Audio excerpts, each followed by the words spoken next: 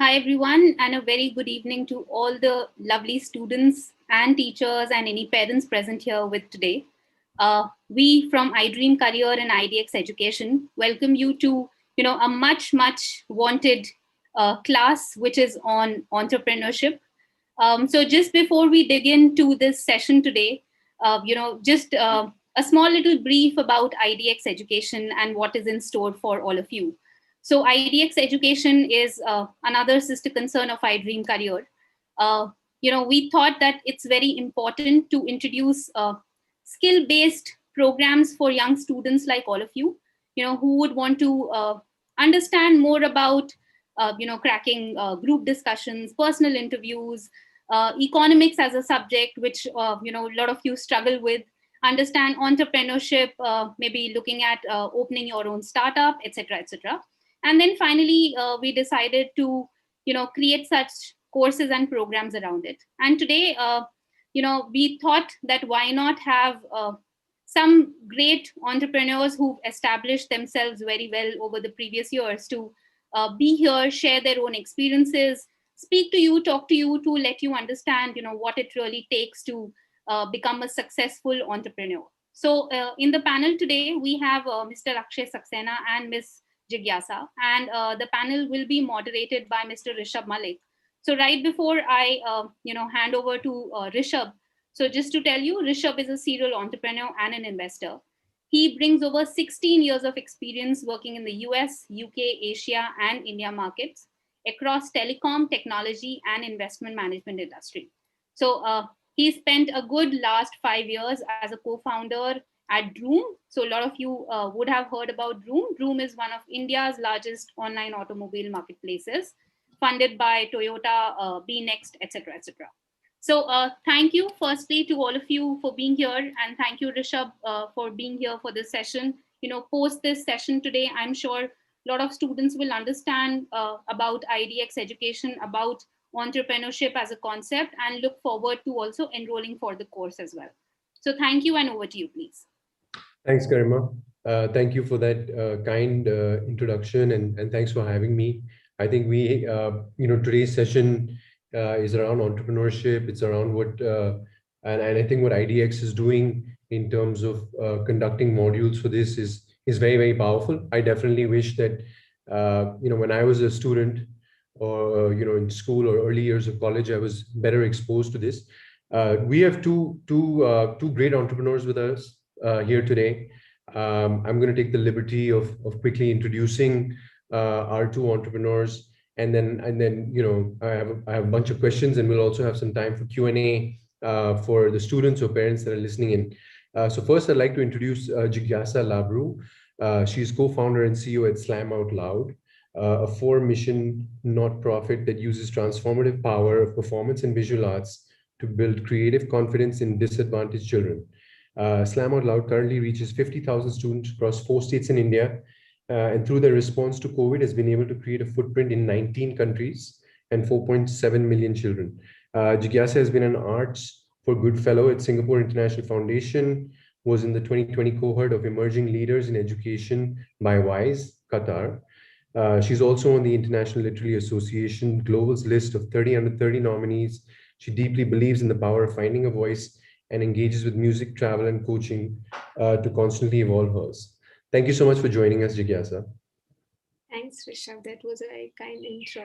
No, thanks for taking out the time to be with us. I'd like to introduce our second entrepreneur, Akshay Saxena, who is co-founder of Avanti Fellows.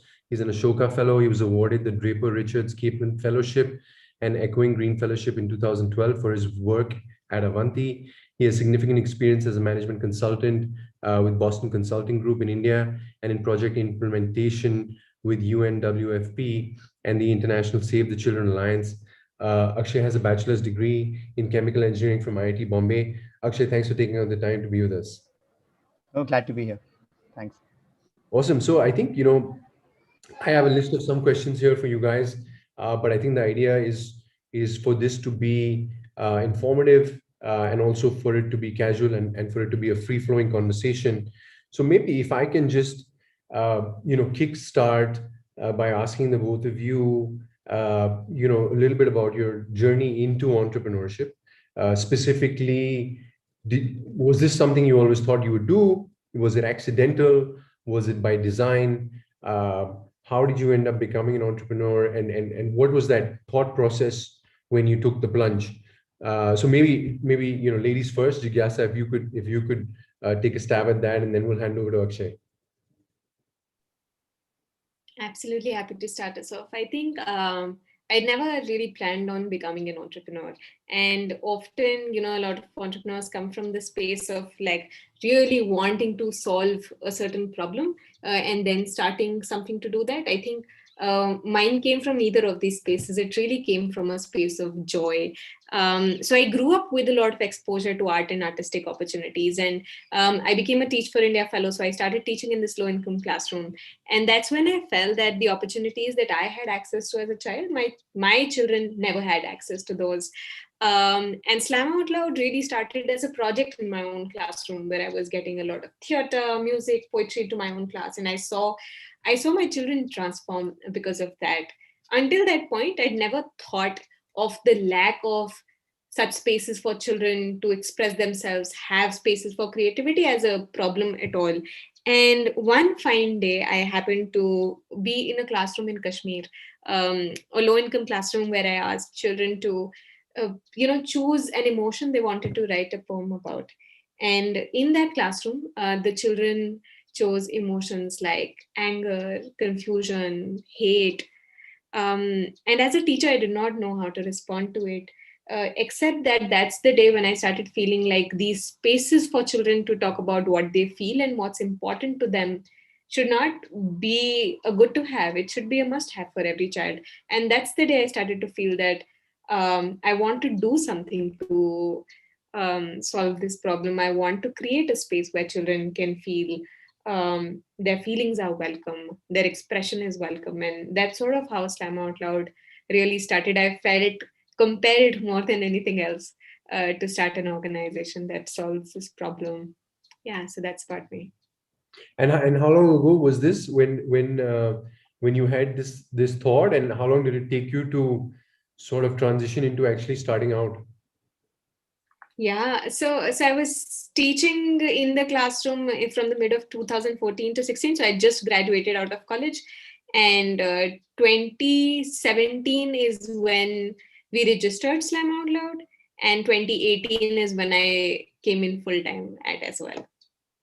Awesome. Well, I have a bunch of more questions on Slam Out Loud, but let me first just go to Akshay, and Akshay, it would be great to get your response to that. Was this planned? Was this accidental? How did you end up becoming an entrepreneur yourself? So my answer is exactly the opposite to Jigyasa's. Mine was very gradual. Uh, so I did all the good boy things. I went to IIT, and then I went and worked as a management consultant for a bit, uh, and then I went to business school at Harvard. And I think while I was there, I think my journey out of, I think what I would say is corporate America or corporate India was really that I wanted to be a maker, right? So I wanted to build stuff, or at least be involved with building stuff, and that thing I wanted to build was not presentations. Um, so so I've actually ended up being involved with three different startups, and it's been a long time, right? So the first thing I really got involved with was HeartFlow, which is a cardiovascular diagnostics company. I was the first employee there, along with two professors at Stanford. The company did really well. It's become, as we call it now in India, a unicorn a few times over. So that was really my first kind of bluff and experience of entrepreneurship as an employee, not really as the founder of it. And along the same time, around 2010, we started Avanti as a nonprofit, and very much as a small way for us to give back.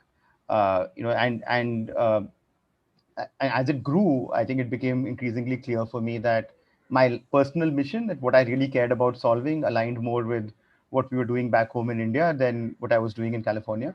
And then I moved full time to India in 2013. So and we've been doing this since. And then around the time I moved back, there was enough, I think, pull for our services that we felt that we should start a social enterprise that charged some fees.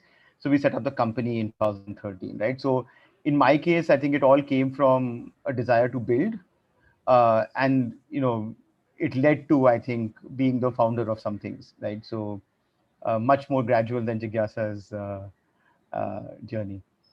But but that's very interesting what you just said. So desire to build. Uh, Today, guys who have a desire to build, few of them end up starting social enterprises. So can you double click on that a little bit as to how uh, Harvard MBA first employee at a startup, and then how did it may be gradual, but it still sounded sudden the way you said it. No, yeah. I think that's something I've thought a lot about as well, right? So I think in the moment, and I think this is important to recognize, in the moment, I think it was a very emotional decision. But uh, I think the personal journey for me was, as an engineer, I always like building tech, right? So that's what I like doing. If you left me, in a place for a month, I would build something, like I'd write code or something. Right? That's just how my brain functions. Uh, so I think Heartflow was more in line with that, where it was a up and coming startup, even in Silicon Valley, in the mid to late 2000s. So that was, I think, more traditional. And like I said, Avanti was more, I think, born from a desire to change things and give back. Um, but I think as my personal financial situation got stabler, I had more degrees of freedom. I could take more risk. Uh, I think that the voice in my head was, "Hey, look, I'm having so much more fun helping young kids. I think many of whom would be the age of the kids, watching this, learn, right?" And I think that was just so much more fun for me on a day-to-day basis. I kind of moved back and started doing it, right? And I think once we started doing it in the non-profit setting, I think we started to think about how do you make this sustainable, how do you grow it much faster, and there was enough demand. I think, as we call it in the startup world, enough product market fit that we felt that we could, probably not build something that's was going to deliver venture capital returns, but something that could grow quickly and make money and help kids, right? So um, I think it came from a lot of clarity of what I liked doing day to day, which came over time. So I did Avanti kind of as a second thing for almost 4 years, right, while I was at Heartflow, and then kind of came to the decision that, hey, look, this is what I like doing, so I should go do it. Nice. No, thanks for building on that for us. And then maybe a question for both of you, and whoever would like to go first. When you decided to take the plunge, I think Akshay, in your case, you did it in parallel, but there was a moment when you sort of said, "Okay, this is it." And for you, Jigyasa, when you decided that, how important was it for you to think about other people, co-founders, co-pilots, other team members? Was there enough conviction to take the plunge yourself and figure the rest out, or was it contingent on others in any way? How do you think about building that early team? Jigyasa, you should go first. Why? I nominate you to go first this time. So I can actually, I was going to turn that back on Rishabh a little bit, but given he's done this too. But I think for me, I, I, and this is, I think, personal to me, I've always been very irrationally confident, right? So I don't know if that's a good thing, but it's just a thing. So my general mind is, I always believe I can do. I mean, it's a very cliched thing, but I almost believe I can solve any problem if I apply myself enough to it. So I don't think self-doubt really was. I probably have more of it now that I'm older. I think in my 20s I had no self-doubt, like zero, right? So I don't think self-doubt or being cautious was at all in my mind space. I was not at all cautious. But I think having co-pilots and co-founders, Rishabh, was very important because I think it was very clear to. I think a lot of this is a lot more fun if you have someone to be in it with you, both through the ups and the lots of downs that no one talks about in startups. But it's always good to have someone you can trust do it with. And Krishna, my co-founder, was I've known him since he was 17 years old, when he was my junior in college. So we had a very long-standing relationship. When we decided to do Avanti, it was something we did together. So that was very important. I think if I had no partner, especially given I was in the US and we started work in India, I don't think I would have done it. So that was very, very important. But I also want to take the after Jigyasa answers, I also want to point that question to you because I know Droom had a bunch of co-founders. Two or three of you, and would be Two very of us. interesting to see how that. I'll come back to that, Uh, but I have one question before we go to Jigyasa. Did you and your partner, were you part-time and then full-time at the same time, or like was it it was a gradual. Yeah, it was gradual. So Krishna went full time first. So when I was in the US, I used to do fundraising for the nonprofit part time, and Krishna okay, ran it for a few years. And then I think once we got to the point where we could support both of us doing it, and I kind of made the mental decision to move. I moved. So Krishna started 3 years before me. So he started in 2010. I joined full time towards the end of 2013. So almost 3 years, more, a little more than 3 years after. got it, got it. Okay, Jigyasa, over to you. Yeah, I was again thinking I'm on the other side of the spectrum. Like, I think my self doubt is just getting better. I'm still at the fag end of my 20s, still full of a lot of self doubt, but it's definitely gotten better. Because I was, like, of course, much younger, just graduated out of college, was doing a fellowship, started a startup also. But I think so. My co-founder is also my co-teacher from the classroom. So we taught in the same classroom. Were making lesson plans every day together, spending 8 to 10 hours every day for an entire year, teaching children without any agenda. And it felt like both of us were very, very aligned on the vision on what we really, really wanted for not only the children in our classroom but also for the children in our country. And that sort of made it a very easy choice to have him as a co-founder. We also have very complementary skills as people, as co-founders, so it just made sense to have him on board. And then I think from then on, like, getting in the early team members, I think one of the things both of us are very aligned on is how, like, your starting people can make or break the organization. So we put in a lot of effort and time and mindfulness in ensuring that we are able to create a team that's really, really solid, um, that can function independently, that has enough leadership capabilities to not make this an organization of, like, entrepreneurs and employees, but an organization of leaders where different people take ownership on the work they do, come with ideas, challenge, ask questions, initiate.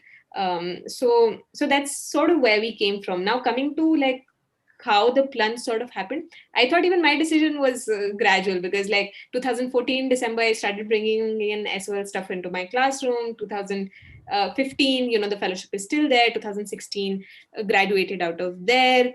Did a part-time job in, like, org development space, because I wanted to learn what it means to build an organization. So I learned coaching, I learned team development work. That's also stuff I find very, very interesting in day-to-day working of organizations. How do we build culture? So did all of that, and then Gaurav came in full-time before me. So he joined in 2017, and by 2018 we'd raised enough money for both of us to come in full-time, and for a couple of other team members to join in as well.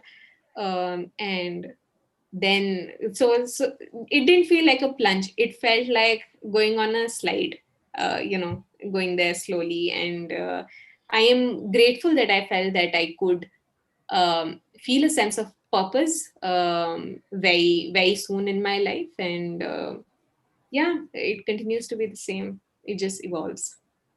And to you, Rishabh, about your journey on this. No, thanks.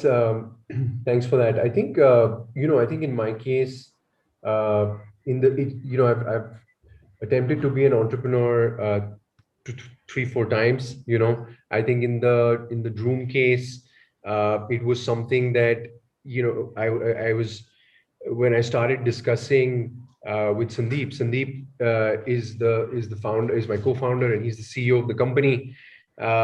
He had built a marketplace, an online marketplace before, and we were talking about different categories where a marketplace, an online technology-driven marketplace, could really have a big impact on an industry.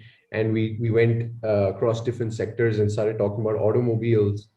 And I've been a very avid sort of auto guy from a very young age, like a lot of guys, right? But I spent a lot of my time in college in the US, skipping classes and bidding on car auctions on eBay Motors, and learning how to game the system, and sort of learned everything I needed to about about doing that, and eventually did that. And so when we started talking about what a marketplace could do in the automobile industry, I just got so excited by the potential of building something like that, that excitement, that conviction, that some kind of clarity of thought, just, something changes where your risk, the way you calculate risk or your risk appetite just alters. And that was when I decided to take the plunge. I think the first time I started a company right after business school, it was similar. I met my co-founder at B School. We started working on this idea, took it through different entrepreneurship classes, and won some money from our business venture competition at business school, and that gave us the confidence to pay rent for 2 months. And then we said no to our corporate jobs and took the plunge. So I think in my case, it was less gradual. Every time it was quite sudden, and it was not really. I think the second time was a little bit by design, but the first time was definitely accidental. Um, and I think the partners and the chemistry between the founding team and the joint vision and conviction made a big difference for me. Uh, and if I may, I'd like to ask you guys. What I think might be a slightly pressing question, but I'm going to ask it anyway, and that is that in both of your cases, your partner took the plunge before you, the full-time plunge, right? And so I guess my question to you is, how much weight would you give that in your decision to also quitting your job, your day job, or whatever it was that you were doing? Forget job, it's more about how you spent your time, right? To actually do it. So just curious to understand if that was a factor, how much weight would you ascribe to it? So I think for me, a big factor in the Avanti journey, in the sense that I think Krishna spent a lot of time the first 3 years really figuring out the problem.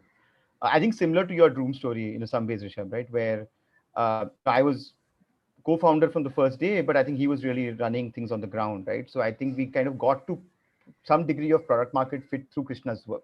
So it made it easier for me to come back. I don't think I would have left Heartflow and come back to India in the absence of seeing some evidence of what we were doing working. So I think it played a big role for me. Got it. Yeah, I think very very similar for me.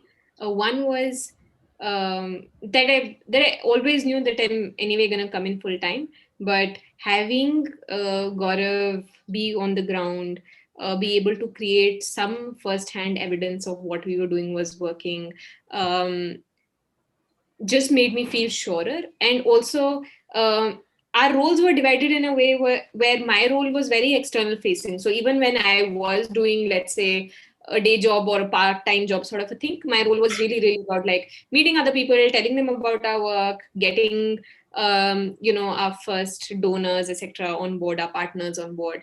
And his work was really making sure that what we're trying to prove um, has a bright spot or has a proof of concept in that case. And I think it would have been much more challenging emotionally, much more challenging both operationally if I hadn't had him join in first.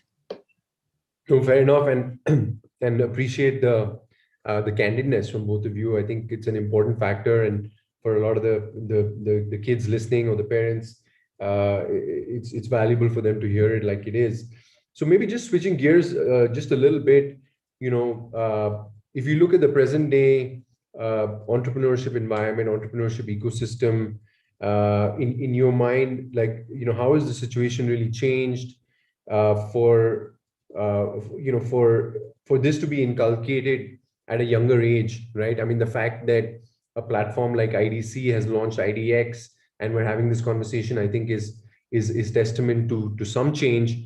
But would love to hear from you based on what you saw when you were in school, college, thinking about company building, starting a business versus what you see today. Would be curious to hear your comments on that.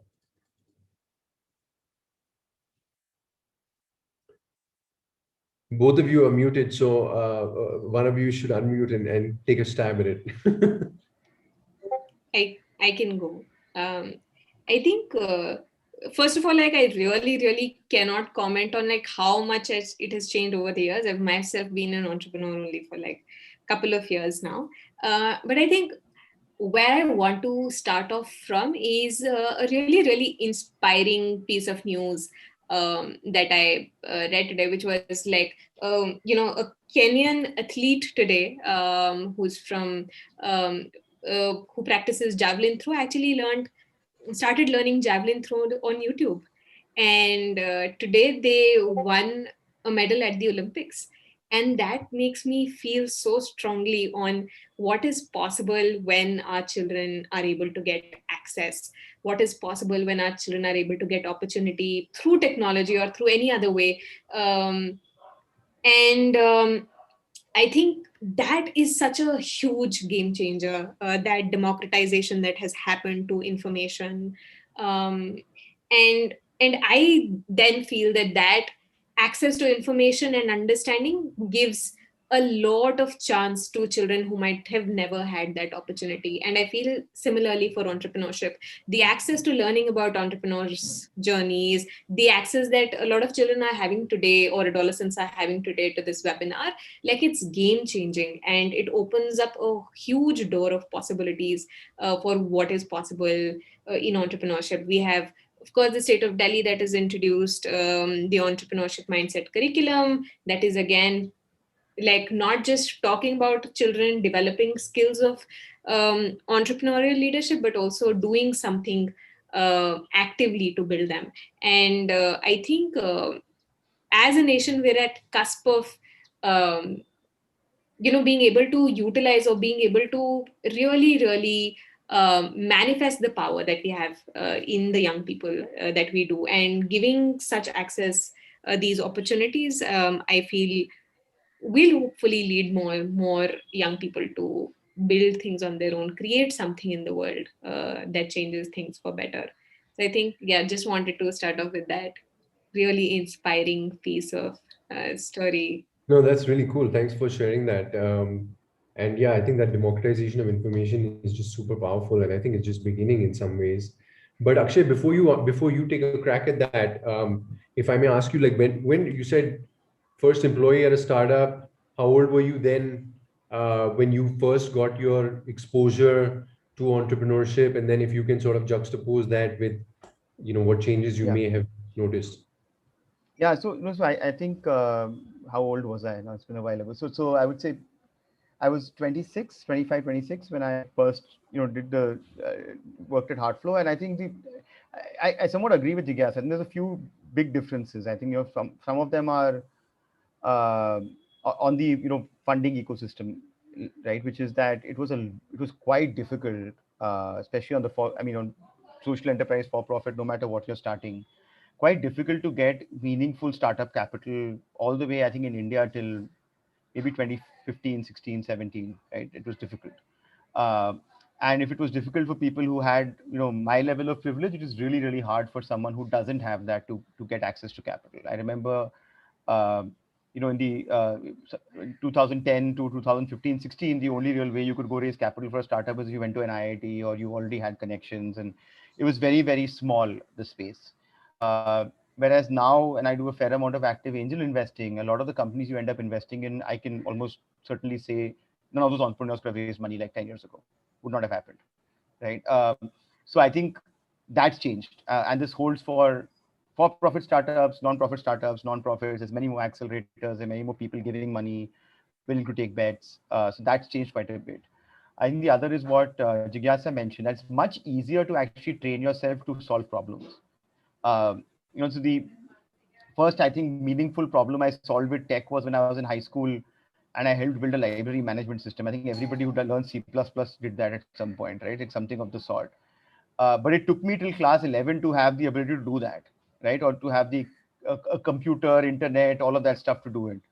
And now I have, students I work with who are like, 10, 11, 12, who are doing much more complicated things, right? And you can get an Arduino kit, you can learn to code pretty quickly on your own. You can learn most things on your own on the internet, and start solving problems. And there's a lot of stuff that young kids can participate in, solvathons, hackathons, right? So I think training yourself to solve problems, and I'm a big believer in maker culture and learning how to solve stuff. Even if you don't have a startup, you should really measure yourself by when was the first problem that you really solved, right? From this lens, right? When was the first time you actually solved something, by building something? Uh, and there's no excuse not to do it now, right? Like zero excuse. Whether you have money, don't have money, you have access to almost enough resources to try and do it at least on your own. And I think that's going to be the biggest game changer as we go forward. No, thanks. I think that's yeah, that's pretty insightful. Thanks for sharing that. We have a ton of questions on the chat, but before we go there, one last question to you guys, and then maybe I'll try to read some of the questions on the chat, and you guys can take a stab at it. So, today, talking about some of the changes in the entrepreneurial ecosystem, as you said, Akshay, you have no excuse not to do that. You have access to information, mentorship, capital, skilling yourself. But still, entrepreneurship today, and especially in the student community, it's pretty glamorized, right? It's looked at, and I think also in India at this point, I think the media fraternity has something to do with it, because we don't really talk about failures. We only talk about who raises so much money and who became a unicorn and who, blah, blah, blah.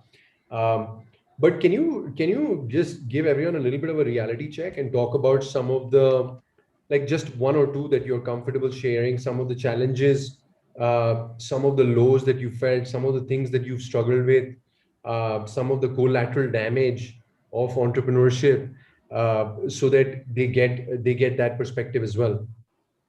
No, absolutely. And I think I can talk. So I think the way to really think of it, and maybe I'll try and make this simple for kids who are still in school, right? Like being an entrepreneur is like basically trying to go to school without having a school, right? So you have no building, you have no teachers, you have no other kids who are going to school with you. Your parents don't know where you are. Like, imagine if someone just told you just go run in one direction and figure out how to pass the class 12 board exam. It's a little bit like that. Right? No matter how much support there is, right? And I think it's important to recognize that when you take the plunge, and to this day, I think even for us at Avanti, for everyone, right?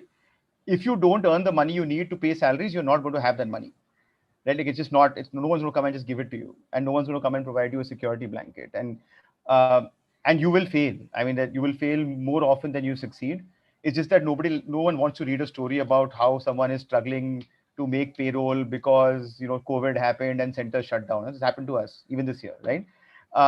So the challenge is very real, and I think the responsibility if you're an entrepreneur is very real, because you're not just responsible doing your work or coming first in class. You're responsible that for at some point hundreds of people who are your employees also doing well, right? And I think that the pressure, I think, of entrepreneurship is not often solving problems, because I really feel a lot of entrepreneurs are very confident people. It's more about keeping all these randomly moving crazy things together long enough that you are no longer a startup, right? Like that things have become stabilized or someone buys you. One of those two things have to happen typically. So it's difficult, and it has significant implications on what you can do with your life, how many holidays you can take, how much time you can spend with family members, how many friends you can have. A lot of those things disappear, right? So and because the opposite is to have a normal job, right? Like the job I had before I started on this journey, where I got paid a lot of money, I had to show up to office, I had one small project to work on. As long as I worked hard, I got I did well, and I had time to take vacations. I had predictability over when I would have time to talk to my parents, and the only thing I worried about was what my boss thought of me, right? So it's a big difference. I do not think it's something that it's not at all easy. I think it is, if you as a math person, and those of you who, if you actually had to tell a computer to recommend to someone whether they should become an entrepreneur or take a job, no computer will tell them to take the path of entrepreneurship. It just on the balance does not make completely logical safe sense. But I think the reason to do it is it's incredibly fun, right? It's like bungee jumping, skydiving, playing sport at a high level. Like the exhilaration of solving those hard problems is amazing. And if you succeed, the payouts are unlike anything else. So it's almost impossible, I think, in this world to create generational wealth without starting something. And I think that's something to recognize, right? That you can get rich, you can get reasonably wealthy, reasonably well to do, but you'll not create generational wealth without starting something or being involved with something that was started. It's typically not the case. Similarly, if you look at our world, which is a social enterprise world, it's very unlikely that you will have the satisfaction of having solved a major problem without trying to solve a problem no one solved before, right? So it's a bit of a high risk, very, very high risk, high reward, high stress, high sleepless night journey. Uh, so it's not for everyone, but I do think the part that is for everyone, I think this is important to realize, right? That for most of you who are listening, right, uh, it is perfectly viable and sensible to learn to be a builder, maker, solver, right? I think you may not start your own company, you may not sign up to taking on all this headache, right? But even the best jobs that are available in the world are now for people who can solve things. So I think if you separate it out as saying, do you have entrepreneurial skills? Like, could you be an entrepreneur if you chose to? And then, are you an entrepreneur? I think that first one is something everyone needs to learn to do. Because if you can't do that, it will be very hard for me to imagine how you would have a successful, fulfilling career, 20 years from now. And then whether you take on the whole headache yourself, I think is the second step.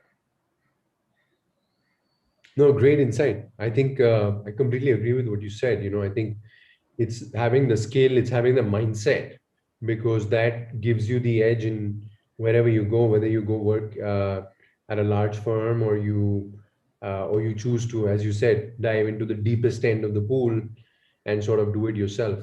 Jigyasa, good to hear from you as well on this one. The reality check of entrepreneurship, the non-sexy parts that doesn't come out in the front page of the newspaper, on the tech blog, or otherwise. Yeah. Yeah, I think most of it is non-glamorous. Most of it, it's only like a very small percentage that's very glamorous and blown out of proportion and made a mountain of that we see everywhere.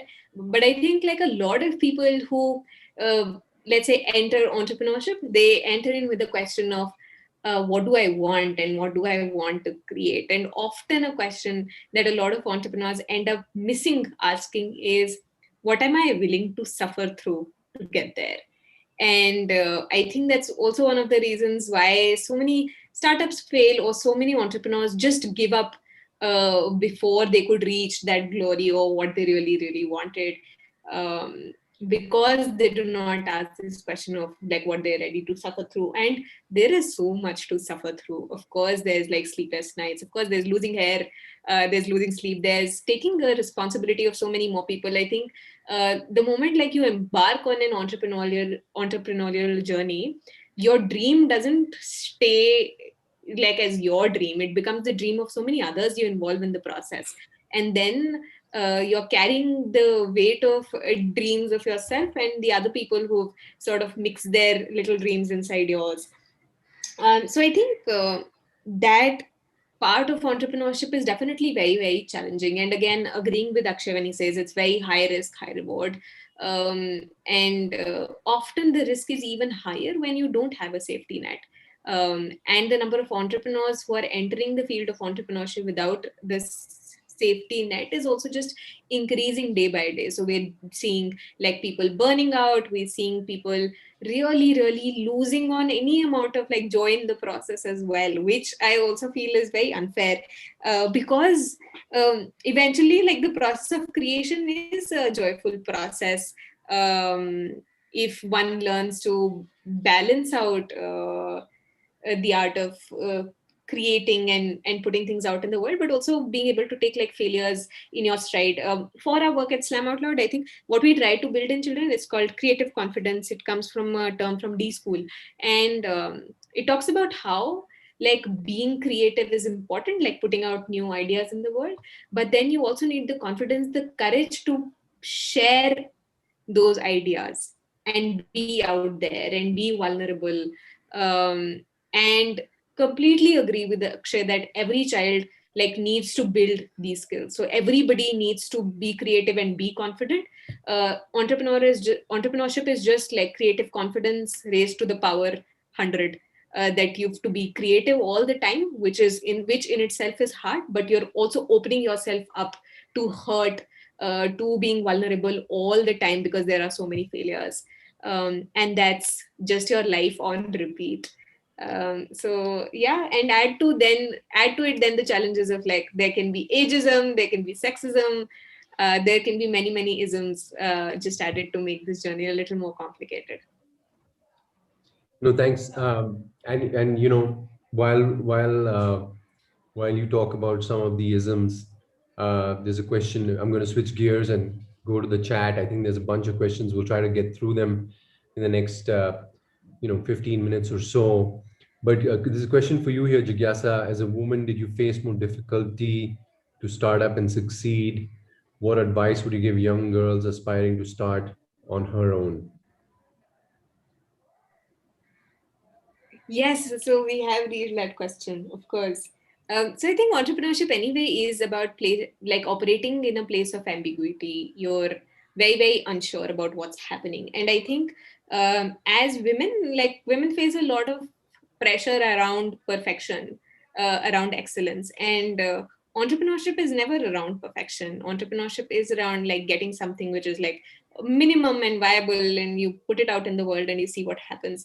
And all the traits which are applauded in men as being traits of like confidence, of being assertive, are turned into bossiness, or turned into overconfidence and pride and vanity for women. So I think I've been part of situations where I felt like if I were not a woman, the situation would be very different, and if I were not a young woman, it would have been even more different.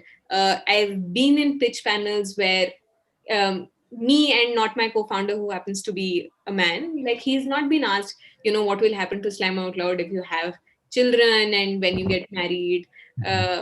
While like he might also choose to do those things, and and the sexism is as bad for men as it is for women, because then there's also this added pressure on men to not care about their families or their children or whatever. But I just feel that the demands the system places on women and how they should be is these demands just compound when people see women in positions of power, or when they see women in decision making roles, and that makes it much harder.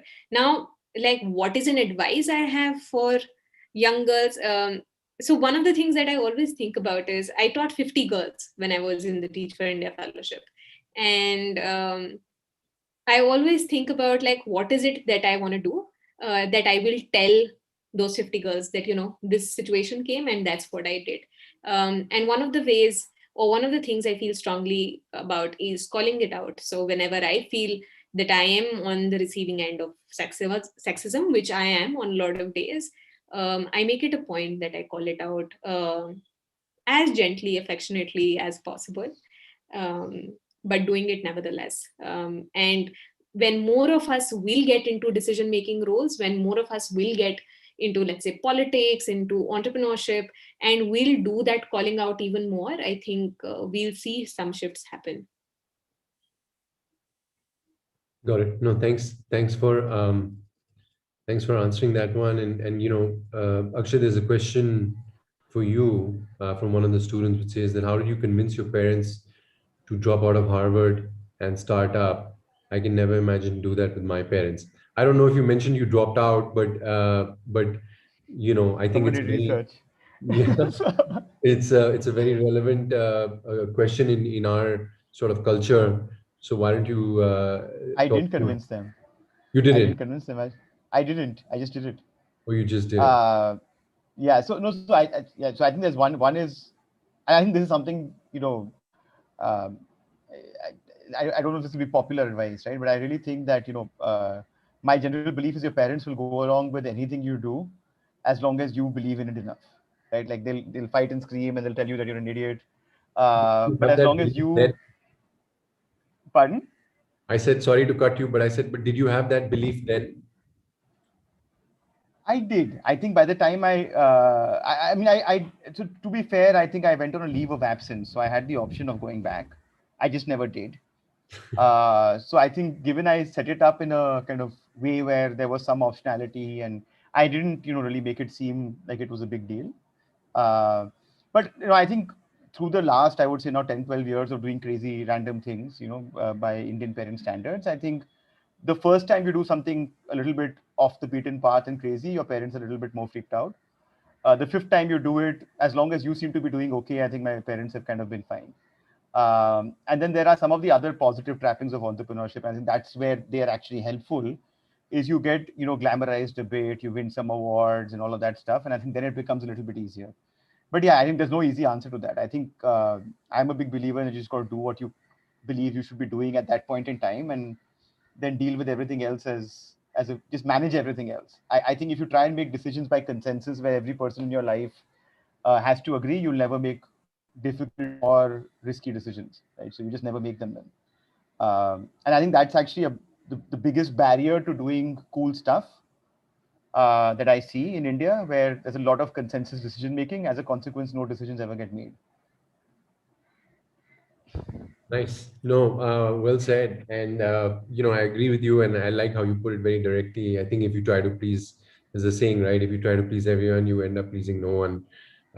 So, you got to just go with it. I'm going to try to get through some more questions. I don't know if we'll get through all of them, but there's a few questions here in the chat around location of starting a business. Is it good to find a business, to start a business in an area around you, home country versus foreign country? How does one think about location? Any comments from you guys based on your experiences? Rishabh, as the resident VC, I think you should answer that. No, no, no, come on. This is for you guys to, No, so I can go quickly. I think it definitely matters, but I think it matters more from being able to get talent. I think in the post-COVID world, it probably matters a little bit less, but definitely matters, right? In your networks, who you meet other people who are smarter than you, can help you learn. I think location matters a fair bit.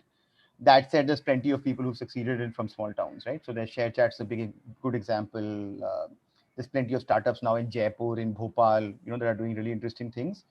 But prima facie, yes, the location does matter, in my mind at least, from finding, team members, investors, funders, and for your own personal growth. I think if you're in an ecosystem where there are other people doing this stuff, you'll learn more. So it matters. got it. And then there's a question about success in entrepreneurship. Does it depend on hard work? Does it depend on customers? Does it depend? Is it internal factors, external factors? Is it hard work? Is it luck? Everything. It's everything. It's the perfect storm, right? I think one comment I'll share on this, and this is not my comment. I heard this on a talk recently where someone tried to analyze 500 different businesses that were created over a particular time frame and attribute different factors of success or failure. And the highest factor for success was timing, which was interesting, right? It was about the idea, it was about team, money was a factor, and so many different things. But the thing that came out as the most important one was timing. So I thought that was interesting. So I thought I'll share that. Let me try to get through a few more. Vaishali asked 2 or 3 questions. In entrepreneurship, what skills are required by the entrepreneur to lead, guide, unite all his or her employees to work together? And then there's a follow-up. Does age play an important role? And how do you attract customers for your product or service if it's not too attractive or widespread? So those are a bunch of different questions, but why don't you guys pick and choose one or two each and take a stab? Jigyasa. Jigyasa, maybe the one like do you think age plays a role? Are there any particular skills that you think are important in leading and guiding a team all together, uniting them towards a shared cause? Why don't you try those? Yeah, this is a difficult question to answer, the age one especially, because I always keep feeling that I could have like waited a couple of more years, done a master's, gotten some corporate experience, built some network. Why did I have to catch the rod at the burning end? It would have been nice, a couple of years, earned some of my own money and then did this. But then the other side of it is also that I've spent more time with the problem that I want to solve. Feel more connected, purposeful, do what I'm doing, what I see myself doing for a very, very long time. So in that way, it almost seems like age, like entrepreneurship is very age agnostic. However, I think it's not experience agnostic. So there's no substitute for experience. And like starting early also means that you have all the more challenges because you're growing in your experience as you're starting up. So it's a double-edged sword. Okay. Um, let me try to get a few more across. Um, did you learn about the process? This is a question from Anisha. Did you learn about the process of handling an organization while you were in the process? Yes. Uh, okay, there you go. Or did you figure everything out initially, or before even starting out? Does that increase or decrease the probability of success? uh, I think Jigyasa said yes, that you figured it out along the way. Akshay, for you, you went to IIT, you were at Harvard, BCG. I'm guessing there was a lot of academic, inputs here. How much would you attribute the skills you need to learn as an entrepreneur to some of that versus figuring it out along the way, as Jigyasa said? So I think on the skills question, I keep going back to this a little bit, which is I think the skill that you as an entrepreneur would have and which people would back you for, which for instance a big company wouldn't have, right? That skill is to solve problems. And I think I just keep coming back to that, which is, no matter what you're doing, whether you're doing something in social change or Jigyasa was working in a classroom or, it's eventually the skill that you need to be the best at is solving problems. And I think these are actually product problems, solving for what your customer is getting. To be honest, most of the other stuff, which is what should your org structure be, et cetera, et cetera, there are going to be plenty of people who know how to do that much better than you. Some of them you can hire into your organization, others you can have as advisors. And I think that basic playbook of, how do you take something that's kind of working and make it bigger organizationally is something that many people in the industry and in the world understand how to do. So I think my view on the whole skill, and there's a bunch of these skill questions, right, is if you care about, possibly dabbling in entrepreneurship, working at a startup, doing a startup, and you're young, the one skill to really, really build is to go attack a problem by yourself and solve it. I think that's the one skill to be really good at and to have the persistence and to do it. And to point to something Rishabh said, right? Often timing is really important, but also often nobody knows what it's the right time for, right? It's very rare. So most times, I mean, at least in my life, the entrepreneurs I've seen succeed are people who just keep trying. They'll try once, twice, thrice, four times, five times, but they'll try every single time with full energy, full effort, right? And the two times they might fail, the third time they'll succeed, right? So it's often almost like saying that, look, I'm just going to get really, really good at tackling problems, solving quickly, building fast, and I'll also become really good at knowing when it's not working. And I think if there's a skill set, I would say you need to have, and there's also questions on what skill should you have. I think it should be that, can I take any problem and learn to solve it? And of course, having some technical skill set and some interpersonal skills and all obviously helps. And different entrepreneurs are different. I know entrepreneurs who are completely useless at building tech, but amazing at building organizations and solving for customers. And entrepreneurs who are the opposite, amazing at tech and have no interpersonal skills, and both can succeed. But you've got to be good at something. One of these two or three things, right? Either solve the people problems or solve the tech problems. Otherwise, you'll be really useful for a startup when it's big, but kind of useless when it's in its early days. No, that's good advice. I think that instilling that problem solving mindset or skill set is key to entrepreneurship. I think we are almost out of time, but just last question for both of you. What advice would you give to high school, early college students who are listening to this? Obviously, they're interested in entrepreneurship, that they're taking out the time in the evening to listen to all of us.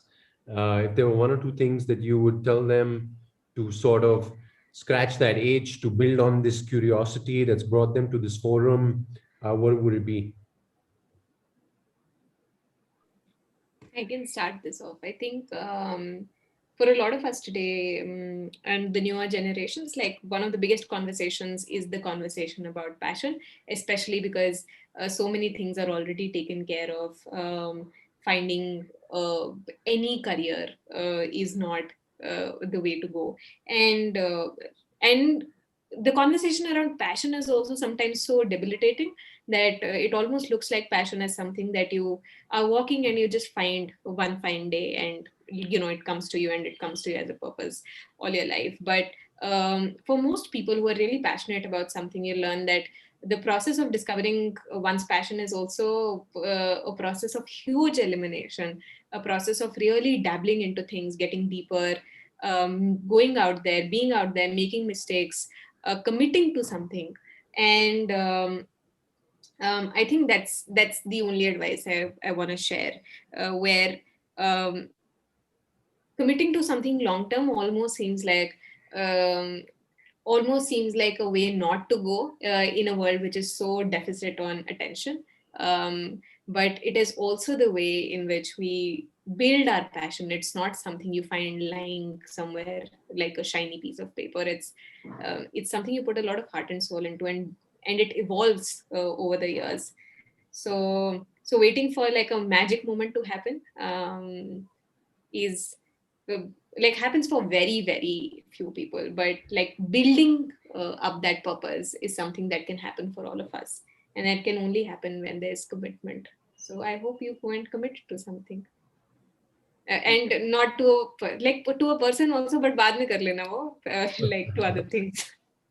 No, that's great So I, advice. so I, Akshay, go so ahead. I think for me, I think outside of everything I said about building the muscle, right? I think it's uh, I think put yourself in the position to learn, right? Which is, like I said before, entrepreneurship, like most entrepreneurs that at least I have come across, uh, did not. The first thing they did in entrepreneurship was not start a company, right? The exception being someone like a Mark. You hear all these stories because those are the cool stories that somebody was sitting in their dorm room, they came up with an idea, they became an entrepreneur.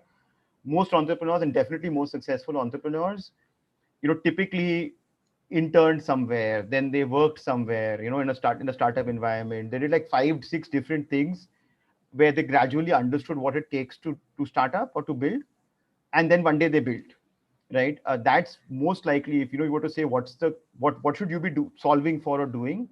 I think it would, and especially because this is not one of those things that can be taught, right? A course like courses that you do online or in school, other things will expose you. They'll be like kind of your first exposure to what does this even look like, and how do I make decisions, um, or maybe what skills should I have. But the only way to learn this is to do it, right? So if you're in high school or in college, go find an internship at a startup. Even if that internship is replying to App Store comments, or replying to YouTube channel comments, or doing whatever it is, or writing copy for a brand, or doing whatever it is, right? If you really feel like someday you want to run your own business, you need to at least have the conviction to go and work at a business very, very quickly, and at businesses which are doing this. And the more exposure you get, the more you start to intuitively understand it. So practically, that would be my biggest piece of advice, which is, if you care about entrepreneurship, you should be interning at a startup in the next 3 months. Find a way to do it, right? That's probably step one, and then go from there. Like, I think that would be one important piece of advice. No, that's great advice. I think both of you, I mean, to what Jigyasa said, committing to something in an attention deficit world, I like that. All of us have increasingly got ADD.